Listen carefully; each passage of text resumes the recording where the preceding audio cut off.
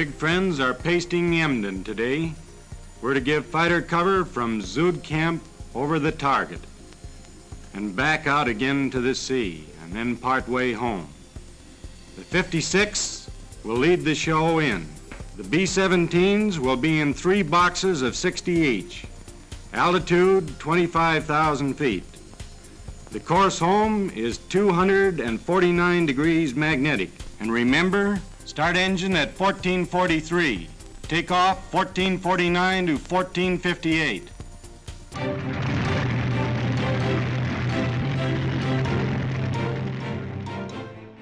Since history began, people have fought each other, tried to conquer or destroy each other.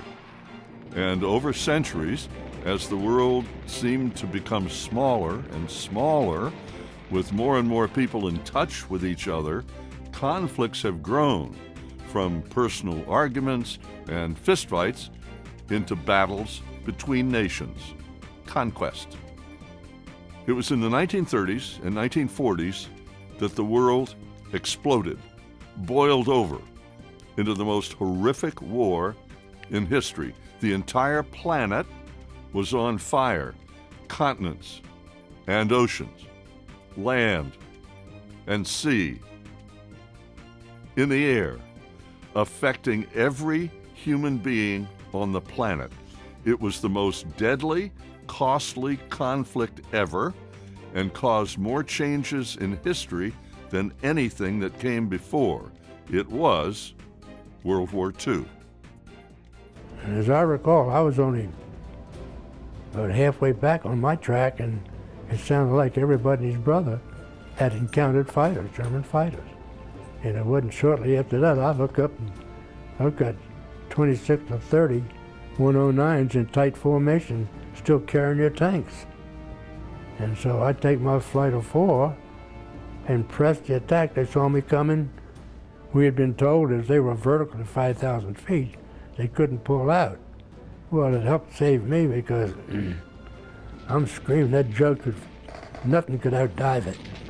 And I'm gaining on him, and all of a sudden his wings started to vibrate and shake and shuttle, and he splashed and went straight in, and I was able to pull out. And I remember seeing 575 indicated.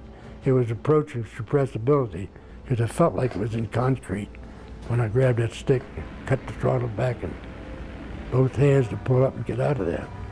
So I'm climbing and I'm heading over there, and I got on this guy's tail and gave him a short burst, and I ran out of ammo. And I didn't think I had him. Well, he slid off to the right and popped the canopy and bailed out. If he hadn't done that, I couldn't have claimed it. But that was number 5. To fight the war, new tools and weapons were created and produced to try to outwit and dominate the enemy. Guns and ammunition, tanks, trucks, ships that sailed the oceans, and ships that silently roamed in the oceans. Nowhere was there more deadly creativity than in aviation. Planes that could go faster and higher with bigger payloads, bullets and rockets that could go straighter and more accurately that few could have imagined even a few years earlier. And with each new threat, creative minds found a countermeasure. He would stack 3 squadrons in the 56, one on top of the other.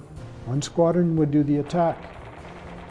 And this attack was meant to cause the enemy to make a mistake. He would try and break them up, as you would a covey of quail. And then your reserve group on top of it would come down on top of this broken up covey and pick them off one by one. And then you had top cover on top of it.